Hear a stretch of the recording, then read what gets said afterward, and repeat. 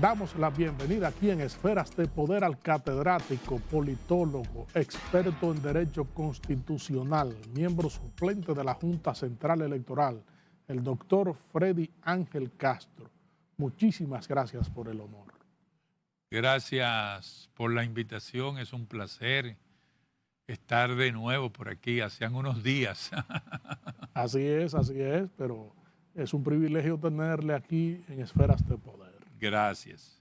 Fíjese, doctor, aquí hay una decisión impactante en materia política, como es la reforma constitucional, la constitución política del país. Quisiéramos saber qué impacto usted le ve a esta reforma en materia electoral.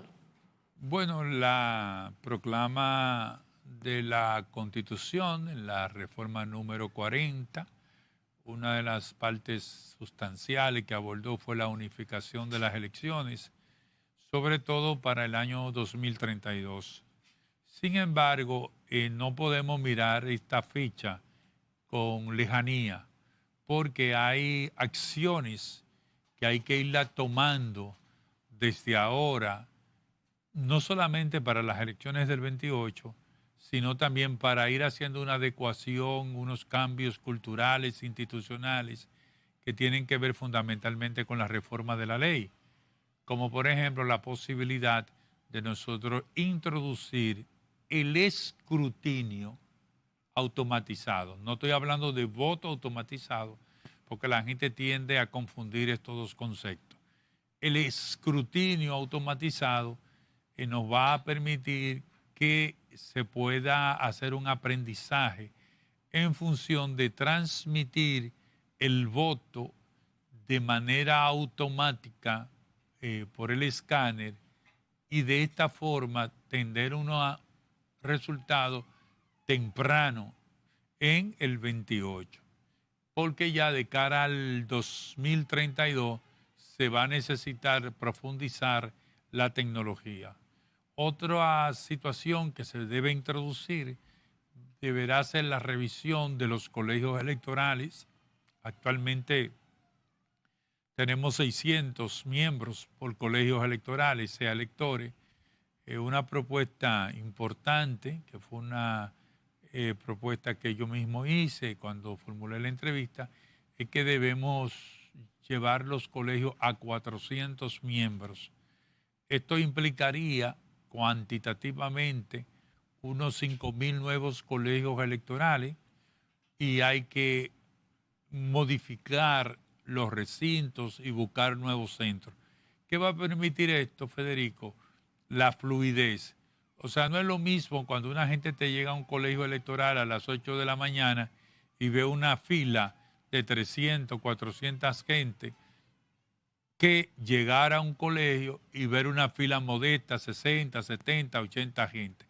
Esto pudiera impactar de manera significativa en la reducción del porcentaje de abstención, porque la verdad que cuando una persona mayor se levanta a las 5 de la mañana, se ha bebido un café o una leche, ya a las 11 o las 2 o las 11:30 no aguanta. Entonces nosotros creemos que va a haber que modificar también el tema de los colegios electorales, va a haber que modificar el tema del aspecto de los horarios y obviamente tendremos que comenzar a entrenar a la gente en una nueva visión, porque ya las elecciones del 32 van a requerir 5 boletas, son 7 niveles de elecciones y va a meritar tener también una buena formación de los colegios electorales. Lo importante que hizo la Asamblea Nacional fue introducir este cambio, hacerlo temprano y llevadero,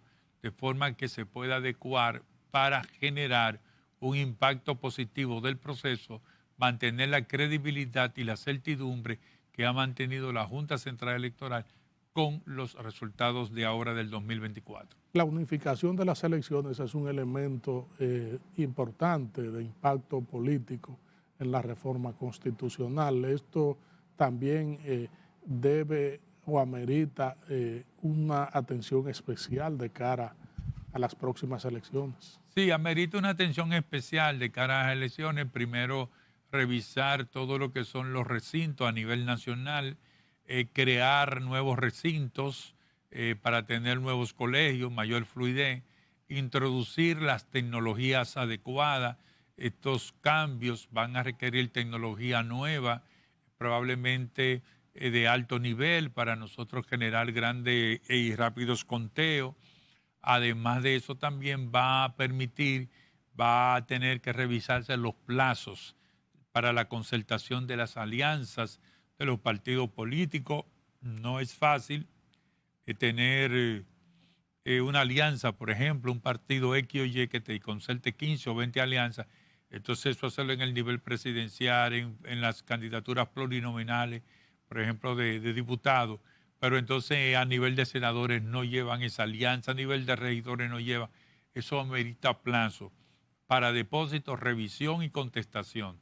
Pero también, aparte de eso, se va a necesitar ampliar los plazos para los recursos contenciosos una vez se termine el proceso. O sea, ya no es posible con 48 horas o a las 48 horas determinado el proceso, iniciar tener listo todo lo que son todos esos niveles, porque es demasiado amplio. Entonces se va a requerir ampliar los plazos, 72 horas máximo, para, por ejemplo, el caso del nivel presidencial, tal vez 4 días para diputados. Los senadores no tanto, porque los senadores salen directo con una mayoría, pero en el caso de los diputados hay que aplicar proporcionalidad y contar y recontar. Y cuando pasamos a nivel de las alcaldías y los regidores, eso es sumamente complejo, porque hay demasiada candidatura y, por ejemplo, entonces eso va a ser importante, revisar también los plazos. Es importante también que se tome en cuenta el tiempo para la formación de los miembros de los colegios, introducir nuevos elementos, introducir incentivos, porque muchas veces quieren que la gente vaya a sentarse en un colegio 10 y 12 horas y no tienen propuesta de incentivo. Ojalá nosotros podamos hacer como se hace en Bolivia, que si un profesor va a un colegio electoral, pasa un día, eso le puede valer 5 puntos de incentivo para su promoción en el Ministerio de Educación, por ejemplo, en Bolivia. O sea, hay muchas formas que nosotros vamos a tener que implementar. Y, sin duda alguna, una parte importante para el sistema político nuestro es que será necesario profundizar y hacer un estudio para investigar las causas verdaderas del por qué no están votando los dominicanos. Pensábamos que en el 2020 no votamos por la pandemia, pero entonces el 2024 también la gente se abstuvo de votar.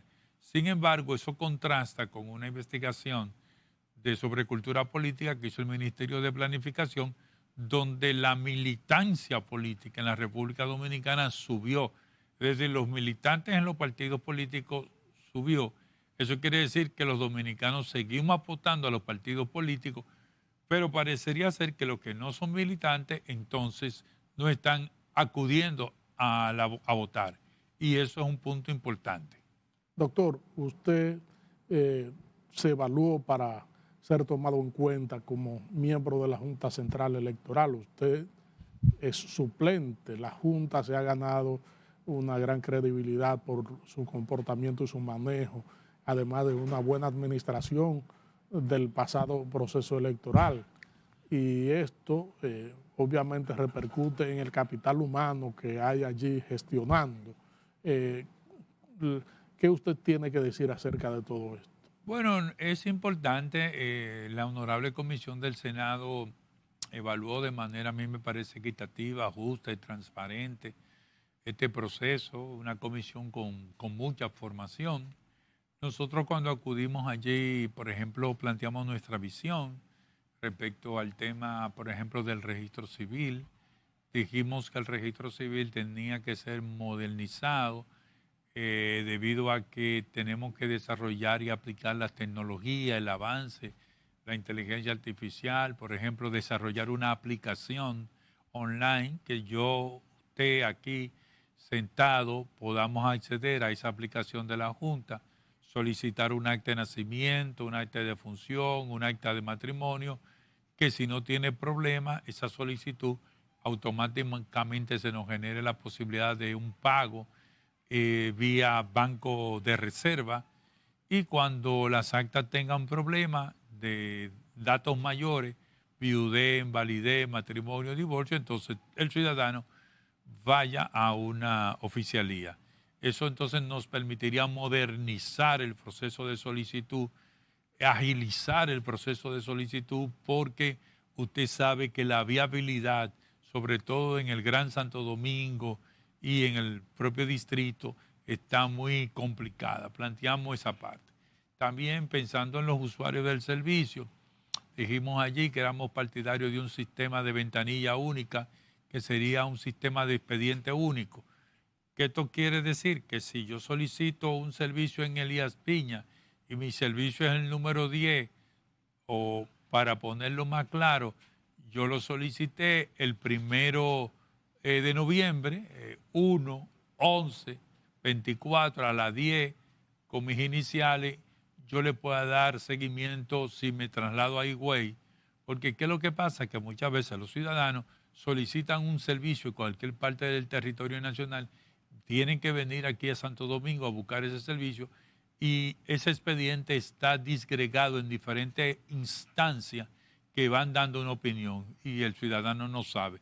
Entonces es un sistema de ventanilla única. No es un invento mío, no es una novedad, no es una creatividad. El sistema de registratura nacional de Colombia así lo tiene.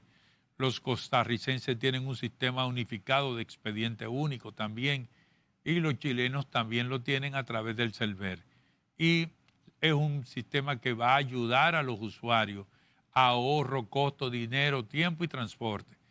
Y en el marco también del registro civil, planteamos la transformación del departamento, por ejemplo, de inspectoría, de forma tal que el departamento de inspectoría tenga una nueva visión de cambio gerencial asociado, por ejemplo, al tema de mayor recurso en tecnología, para que vayan al terreno de la investigación y desde allí puedan levantar online la información y mandarla a su servidor, tener también una buena logística, y sobre todo un tema importante que a mí me preocupa bastante es la auditoría, supervisión y control del libro de extranjería.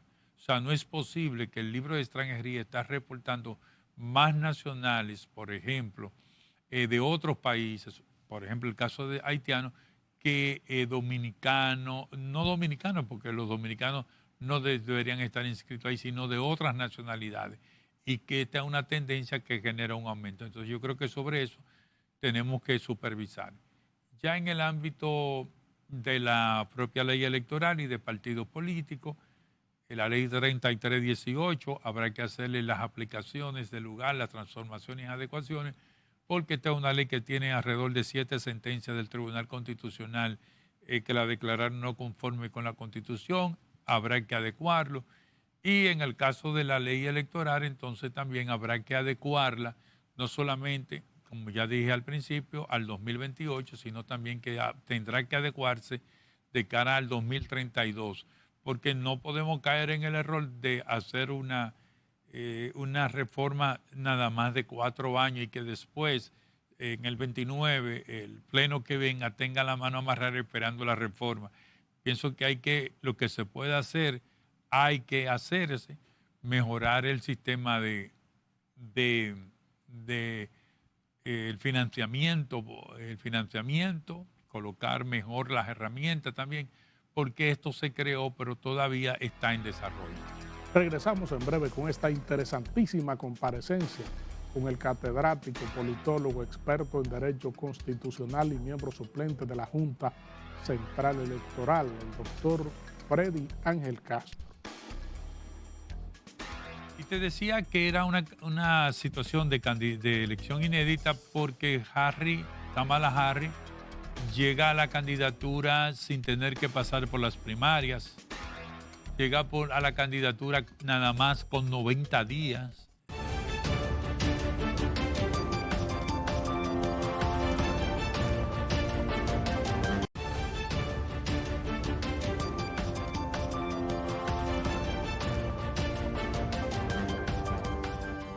Estamos conversando aquí en Esferas de Poder con el doctor Freddy Ángel Castro, politólogo, catedrático, experto en Derecho Constitucional. Doctor, fíjese, en el ámbito internacional tenemos un acontecimiento político de trascendencia continental, que son las elecciones de los Estados Unidos. Vienen por ahí, hay una especie de one-to-one allá entre Trump y Harris. Entonces, a veces encuestas lo colocan cabeza con cabeza, otras colocan a Harris encima, a Trump por debajo, y es un debate inmenso al punto de que Trump ha adoptado ciertas estrategias como el montarse en un camión recolector de basura para tratar de parecerse al pueblo. ¿Qué usted ve en este proceso electoral? Bueno, este proceso electoral en los Estados Unidos es un proceso inédito. Y realmente, aunque hay 6 candidatos, incluyendo una dominicana, quiero decirte, que hay una dominicana que encabeza una candidatura por un partido socialista marxista, creo que vive en Nueva York. En realidad, son Trump y Harris los que tienen la contienda. Y te decía que era una situación de elección inédita porque Kamala Harris, llega a la candidatura sin tener que pasar por las primarias, llega a la candidatura nada más con 90 días, de prácticamente lo que lleva, unos 3 meses, mientras Donald Trump, un candidato fuerte, poderoso, con una construcción de una candidatura de 4 años, pero una persona que tiene una agenda pendiente de tipo penal en Nueva York, por ejemplo, que lo han declarado culpable o responsable a esta hora de 34 cargos penales. Entonces, esto es inédito. Y lo que estamos viendo en términos de ya la decisión final, no hay quien se atreva a arriesgar un resultado. Y esto me recuerda mucho cuando en el 2016 yo tuve una entrevista por la mañana y la euforia en todo el mundo, y aquí los analistas y todo el mundo decía, gana Harry, y yo me atreví a decir, miren, lamentablemente yo quiero disentir, pero la candidata, Hillary Clinton, Hillary Clinton, 2016 no está ganando las elecciones.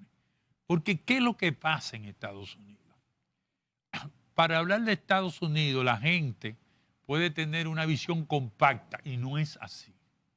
Estados Unidos es sociológicamente, políticamente, es una sociedad muy divergente, muy compleja, que tiene una combinación de grandes innovaciones con retraso atero, casi agrícola, primarios, rurales. Entonces, cuando usted analiza los Estados Unidos y usted se va al este, que es lo que más los dominicanos y dominicanas conocemos, usted se va al este, que es prácticamente tomando el sur, Miami, las Carolinas, sube Filadelfia, New Jersey, Nueva York, Boston, usted encuentra ahí un cordón industrial, un cordón tecnológico y transformador. E igual si usted se va al oeste, donde está California, Dakota del Sur, allá en Nevada, usted también va a encontrar que ese es un cordón. Pero ¿qué pasa con el centro? Entonces, el centro de los Estados Unidos es un centro que está demandando y viene luchando por transformarse, por avanzar a un nivel de estandarización de estos 2 extremos, pero todavía no lo logra. Entonces usted tiene en ese centro a San Luis, a Cleveland, a Dakota del Norte, que son estados agrícolas. Encuentra también el mismo Detroit, también que es un estado que colapsó, era un estado preindustrial, porque ellos corresponden a esa categoría de los preindustriales. Yo digo esto porque automáticamente dibujamos el mapa y vemos que Trump gana en los estados industriales, pero con gran peso agrícola, mientras Harris se abre en el oeste y en el este de Estados Unidos con los estados de mayor avanzada. En ese orden, hay 7 estados que han venido decidiendo las elecciones en los Estados Unidos, que son los llamados estados pendulares o los swing states. Dentro de esos componentes nosotros tenemos a Georgia, nosotros tenemos a Pensilvania, nosotros tenemos a Arizona. Se está también colocando en la disputa Carolina del Norte. Ahora, en términos de análisis, todas las encuestas, ninguna encuesta da un margen que permita predecir Trump o Harris está ganando en las elecciones, ni en el voto nacional, que cuando hablamos del voto nacional es para que los amigos entiendan que en Estados Unidos no se gana por el voto de la mayoría, sino se gana por el voto del colegio, que son 435 miembros del voto total del colegio, y usted tiene que combinar una acción de estados grandes y pequeños, que son 270 votos del colegio. Entonces, la gran disputa de este proceso está en Pensilvania, porque Pensilvania tiene 19 votos al colegio. Y si los demócratas pierden Pensilvania, Harris no gana las elecciones. O sea, los demócratas están obligados prácticamente, si quieren sacar un resultado positivo hacia adelante, tienen que ganar Pensilvania, que tiene 9. ¿Por qué? Porque aunque los demócratas ganen California, que tiene 54 votos al colegio, Texas tiene 40. Y si Texas tiene 40 y los republicanos ganan los 19 de Pensilvania, prácticamente rebasan el resultado, que es siempre demócrata, de California. En este tenor van a decidir estos estados, que son estados como le dicen ellos, de los estados de la línea del óxido, o sea, los estados preindustriales, los estados rurales, que fue donde Trump ganó en las elecciones, no la que le ganó a Biden, la que le ganó a Hillary. Trump ganó esos estados pequeños, esos estados del óxido, que son estados rurales. Además, aquí también hay nuevos elementos en términos económicos, en términos políticos. Es la primera vez que una candidatura con resultados económicamente positivos, como es la administración Biden en materia económica, no está ganando claramente. Esto se debe también al manejo, por ejemplo, de la frontera.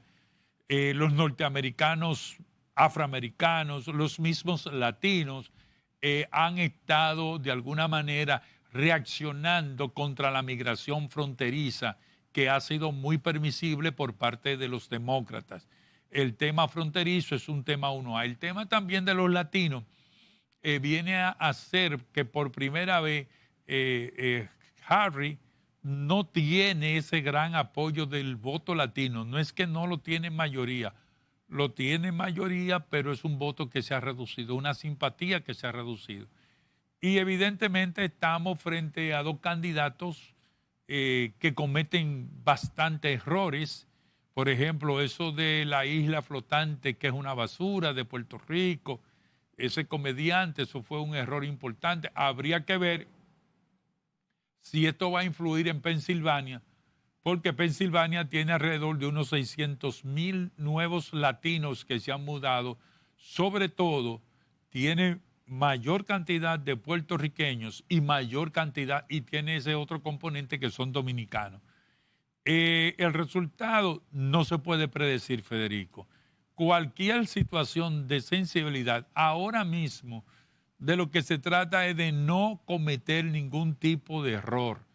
Los errores tienen que ser mínimos, porque es que con fracciones de 0.3, 0.4 no se garantiza unas elecciones. Por ejemplo, los demócratas, en la última promedio de elecciones que yo analicé, estaban ganando Pensilvania, pero era por 0.4, ni siquiera es por 1. O sea, que eso es 10,000 votos, 11,000 votos, que no es nada en un escenario donde te votan 13 millones de electores.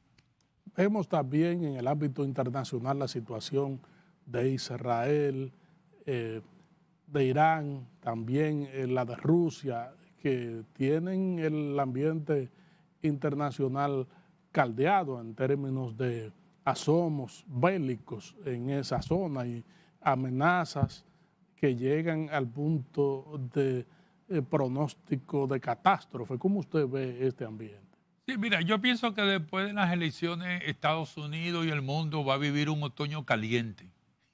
Y parecería una contradicción porque los otoños tienden a ser un poco más fríos. Mira, primer elemento, haber desplegado más de 8.000 soldados norcoreanos en el territorio ruso para entrar a una posición que controla Ucrania dentro del conflicto va a generar inmediatamente después de las elecciones. Yo pienso que a las 12 de la noche después de las elecciones, después que todo el mundo votó, va a generar una respuesta. Porque ni la OTAN ni Estados Unidos pueden permitir que Norcorea intervenga directamente en el conflicto sin generar ningún tipo de consecuencia. En el marco también del conflicto del Medio Oriente, Israel, Palestina, Irán, eso es un conflicto que hay que desarmarlo. Pienso que Estados Unidos va a presionar por una paz, por un entendimiento, por un cese al fuego, por un repliegue. ¿Por qué? Porque de alguna manera estamos hablando ya de una guerra que ha costado casi 45.000 muertos palestinos en la Franja de Gaza, los ataques al Líbano, y que pudiera expandirse en términos de un conflicto con Irán. Irán, todos nosotros sabemos que de alguna manera tiene ya la suficiente capacidad para armar y utilizar armas químicas. Eso va a plantearse en términos de que yo entiendo que van a haber acciones contundentes sobre el tema, por ejemplo, también de Venezuela, sobre lo que pasó en Venezuela. Todo esto, lo que nosotros estamos viendo, Federico, es una contención que el martes, cuando se voten, cuando se canten, Estados Unidos y la administración Biden no van a poder esperar una transición, sea de quien sea, que es el 20 de enero del 2025. Van a tener que accionar sobre el conflicto en Irak, van a tener que enfatizar sobre la necesaria paz del Medio Oriente, van a tener que ponerle también atención al tema de Venezuela.